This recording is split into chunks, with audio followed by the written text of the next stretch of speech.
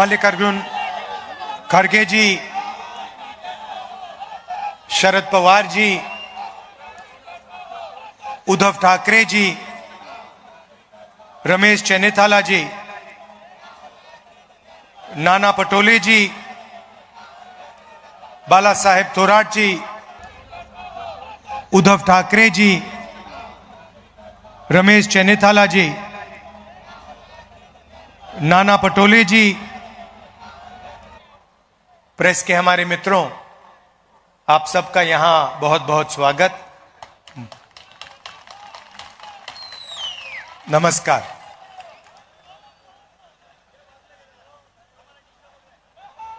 लड़ाई विचारधारा की लड़ाई है। एक तरफ बीजेपी, आरएसएस और दूसरी तरफ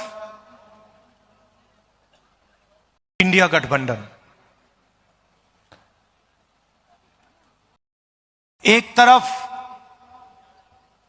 अंबेडकर जी का संविधान, एकता, समानता, मोहब्बत, रिस्पेक्ट, और दूसरी तरफ सामने से नहीं, छुपकर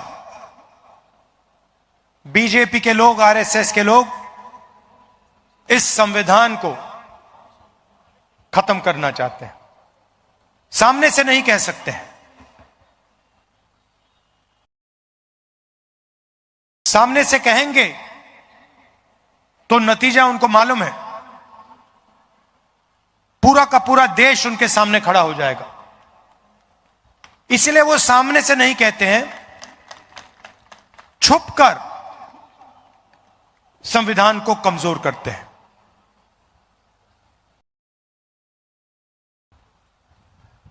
हिंदुस्तान के इंस्टीट्यूशंस हैं, संस्थाएं हैं, ब्यूरोक्रेसी है, शिक्षा का सिस्टम है, स्वास्थ्य का सिस्टम है। संविधान में कहीं नहीं लिखा कि एक पार्टी को, एक विचारधारा को अपने लोग हिंदुस्तान की हर संस्था में डालने हैं। यह इंडिया गठबंधन कभी नहीं करता है। आप देखिए, आज देश में यूनिवर्सिटीज के वाइस चांसलर्स की लिस्ट निकाली है। उस लिस्ट में आपको मेरिट नहीं दिखाई देगा, सिर्फ क्वालिफिकेशन सिर्फ आरएसएस की मेंबरशिप का है। वाइस चांसलर बनना है, आरएसएस की मेंबरशिप लीजिए। साइंस के बारे में, ज्योग्राफी के बारे में, हिस्ट्री के बारे में कुछ मालूम ना हो, कोई फर्क नहीं पड़ता।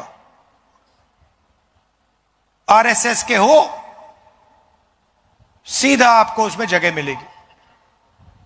और ये एक संस्था के साथ नहीं हो रहा है, ये हिंदुस्तान की सारी संस्थाओं के साथ, इंस्टीट्यूशंस के साथ हो रहा है।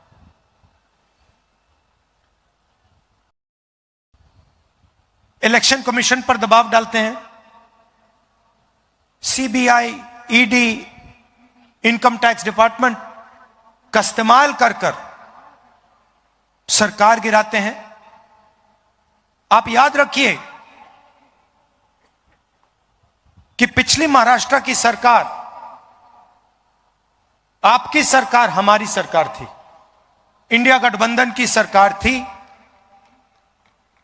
और उस सरकार को चोरी कर पैसा देकर हटाया गया था। क्यों? क्योंकि वो 2-3 अरबपतियों की मदद करना चाहते हैं। आप जानते हो, मुंबई जानता है, महाराष्ट्र जानता है कि धारावी की जमीन 1 लाख करोड़ रुपए की जमीन, आपकी जमीन, गरीबों की जमीन, आपके आंखों के सामने आपसे छीनी जा रही है। पूरी दुनिया जानती है। 1 लाख करोड़ रुपए की जमीन आपकी आंखों के सामने, दुनिया की आंखों के सामने एक अरबपति को दी जा रही है। आपके जो प्रोजेक्ट्स थे, चाहे वो एप्पल आईफोन की फैक्ट्री हो, चाहे वो हवाई जहाज बोइंग का यूनिट हो, आपसे छीनकर दूसरे प्रदेशों में चले जा रहे हैं। 5 लाख युवाओं को रोजगार मिलता है इन प्रोजेक्ट से। सारे के सारे आपसे छीनकर गुजरात की ओर चले गए। Semiconductor plant, iPhone manufacturing plant, GAIL petrochemical project, Tata Airbus project, ये सारे के सारे जो आपके थे, जिससे आपके युवाओं को फायदा मिलना चाहिए था, रोजगार मिलना चाहिए था, ये एक के बाद एक आपसे छीन लिए गए। आपकी जमीन छीनी जा रही है। 1 लाख करोड़ रुपए की जमीन छीनी जा रही है। आपके प्रोजेक्ट्स छीने जा रहे हैं। यह है बीजेपी की सरकार। आपको कहते हैं कि आपको हम पैसा देंगे, महिलाओं को पैसा देंगे, मगर हमने आंकड़े निकाले। बीजेपी की सरकार में आपके साथ क्या किया जा रहा है? महंगाई बढ़ी है, पेट्रोल डीजल के दाम बढ़े हैं, गैस सिलेंडर के दाम बढ़े हैं। इनको अगर आप जोड़ें तो बीजेपी की सरकार हर साल महाराष्ट्र के हर परिवार से 90,000 रुपए छीनती है। आपके जेब में से निकालते हैं और सीधा अदानी, अंबानी ऐसे लोगों की जेब में डालते हैं। और फिर आपसे कहते हैं हम आपको, महिलाओं को 1,000 रुपए देंगे, 1,500 रुपए देंगे। मगर इनकी नीयत गलत है।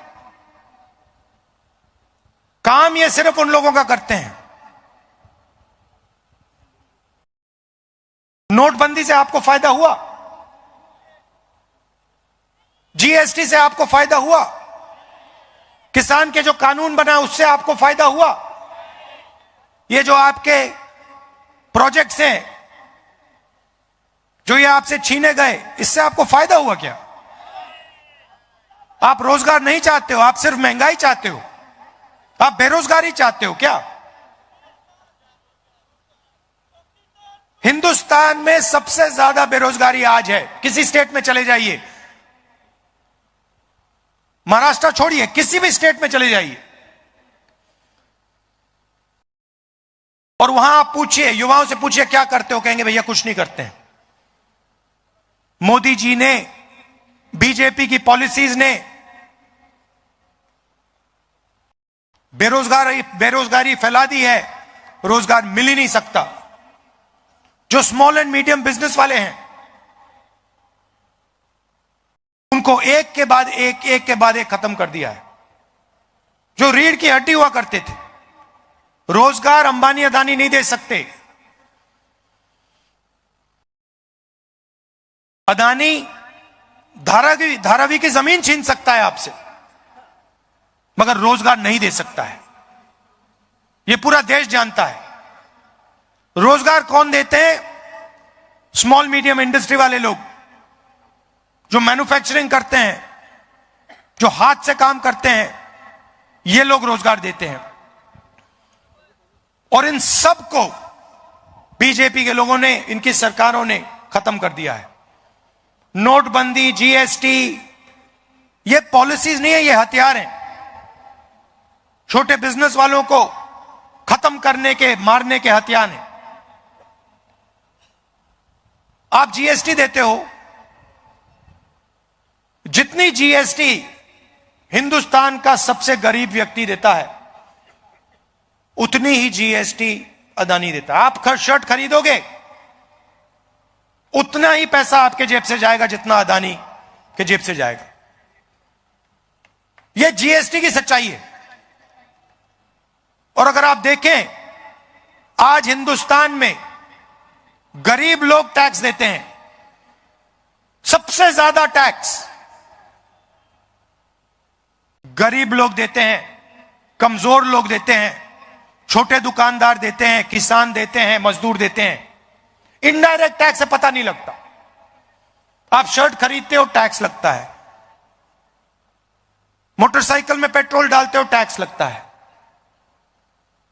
सब जगह इनडायरेक्ट टैक्स लगता रहता है आपके कंधों पे। ये सब बीजेपी की पॉलिसीज हैं।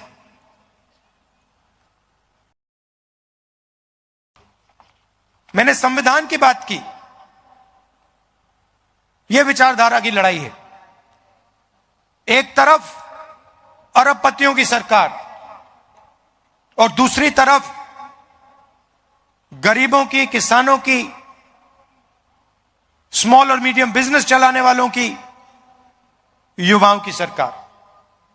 इसीलिए इंडिया गठबंधन ने महाराष्ट्र की जनता को 5 गारंटी की है।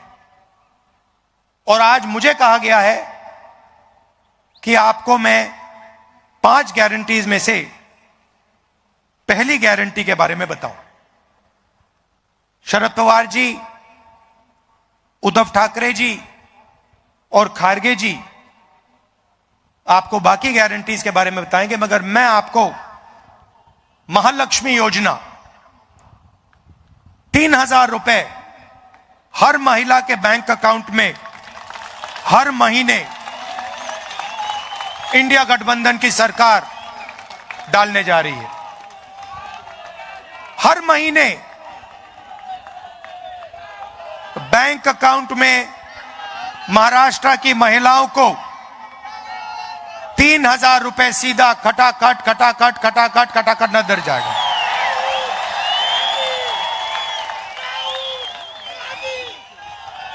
और जब महाराष्ट्र की महिलाएं महाराष्ट्र में बस में कहीं जाएंगी तो उन्हें बस टिकट खरीदने के लिए 1 रुपया नहीं देना पड़ेगा, फ्री में जाएंगी। आप पूछोगे क्यों? क्योंकि जो चोट बीजेपी की सरकार ने आपको मारी है, महंगाई की चोट, गैस सिलेंडर की चोट, बेरोजगारी की चोट, सबसे ज्यादा दर्द महाराष्ट्र की महिलाओं को लगता है। इसीलिए हमारी पहली गारंटी महाराष्ट्र की महिलाओं के लिए बैंक अकाउंट में सीधा 3000 रुपए हर महीने और फ्री बस ट्रैवल पूरे महाराष्ट्र में।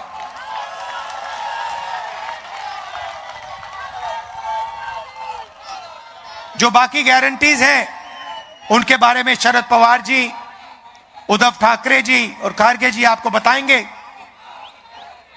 थोड़ा सा मैं आपको जाति जनगणना के बारे में कहना चाहता हूं। आज नागपुर में हमने एक सम्मेलन किया, उसमें हमने जाति जनगणना की बात की। भाइयों और बहनों, हिंदुस्तान में 15% दलित आबादी है, 8% आदिवासी हैं। मगर आज तक किसी को नहीं मालूम कि इस देश में पिछड़े वर्ग के कितने लोग हैं। कोई कहता है 50 हैं, कोई कहता है 55% हैं, कोई कहता है 60% है, किसी को नहीं मालूम। और जब हम देखते हैं, हिंदुस्तान की संस्थाओं को देखते हैं, मीडिया को देखते हैं, कॉर्पोरेट इंडिया को देखते हैं, जुडिशरी को देखते हैं, इन सब संस्थाओं में हमें ना पिछड़े वर्ग के लोग दिखते हैं, ना दलित दिखते हैं, ना आदिवासी दिखते हैं, ना माइनॉरिटी के लोग दिखते हैं, ना गरीब जनरल कास्ट के लोग दिखते हैं। इसलिए हम चाहते हैं कि देश में एक ऐतिहासिक कदम लिया जाए, जाति जनगणना किया जाए और पूरे हिंदुस्तान के लोगों को, हर वर्ग के लोगों को यह पता लगे कि पावर स्ट्रक्चर में उनकी कितनी हिस्सेदारी है, इस देश में धन किसके हाथ में है, संस्थाएं किसके हाथ में है। इसीलिए हमने लोकसभा के चुनाव में कहा था कि अगर हमारी सरकार दिल्ली में बनेगी तो हमारा पहला कदम जाति जनगणना होगा। कर्नाटक में, तेलंगाना में कांग्रेस पार्टी की सरकार है। दोनों प्रदेशों में हमने जाति जनगणना का काम शुरू कर दिया है और तेलंगाना में हमने एक ऐतिहासिक कदम लिया, ऐतिहासिक कदम। पहले सर्वे बंद कमरों में बनते थे, ब्यूरोक्रेट सवाल चुनते थे, मगर हिंदुस्तान के इतिहास में पहली बार तेलंगाना में जो जाति जनगणना पर सवाल पूछे जाएंगे वो तेलंगाना की जनता ने चुने हैं। हमने पूरे स्टेट में मीटिंग्स करी और जनता से पूछा, दलितों से, आदिवासियों से, पिछड़े वर्ग के लोगों से, महिलाओं से, कि कौन से सवाल पूछे जाने चाहिए, आप क्या जानना चाहते हो हिंदुस्तान के पावर स्ट्रक्चर के बारे में, हिंदुस्तान के धन के बारे में, आपकी आबादी के बारे में। और जनता ने हमें सवाल दिए। महाराष्ट्र में भी जैसे ही हमारी सरकार आएगी हम जाति जनगणना का काम शुरू कर देंगे। और पार्लियामेंट में मैंने साफ कहा है, मोदी जी कुछ भी करें, जैसे ही इंडिया गठबंधन की सरकार दिल्ली में बनेगी वैसे ही जाति जनगणना होगा। और ये जो 50% की सीलिंग लगा रखी है, जो दीवार बना रखी है रिजर्वेशन की, इस दीवार को हम तोड़ देंगे। भाई और बहनों, विचारधारा की लड़ाई है। अगर यह संविधान खत्म हो गया तो हिंदुस्तान के गरीब लोगों के पास, दलितों के पास, आदिवासियों के पास, पिछड़ों के पास कुछ नहीं बचेगा। जो भी आज आपको मिला है, चाहे ये आईआईटीज हो, आईआईएम हो, शिक्षा का सिस्टम हो, स्वास्थ्य का सिस्टम हो, आपकी जमीन की रक्षा, ये सब संविधान करता है। अगर आज अदानी जी पर थोड़ी सी रोक लगी हुई है तो यह संविधान के कारण रोक लगी हुई है। और यह जो किताब है, यह सिर्फ एक किताब नहीं है। इस किताब में महापुरुषों की सोच, हिंदुस्तान की आवाज है इस किताब में। इसमें अंबेडकर जी की आवाज है, फूले जी की आवाज है, गांधी जी की आवाज है, बसवन्ना जी की आवाज है, नारायण गुरु जी की आवाज है, बुद्ध भगवान की आवाज है। उन सब की आवाज इस किताब में है। और हिंदुस्तान की आवाज, गरीबों की आवाज, दलितों की, पिछड़ों की, कमजोर लोगों की, किसानों की आवाज इसमें है। और आस्ते आस्ते नरेंद्र मोदी, आरएसएस और बीजेपी इस किताब को खत्म करने में लगे हैं।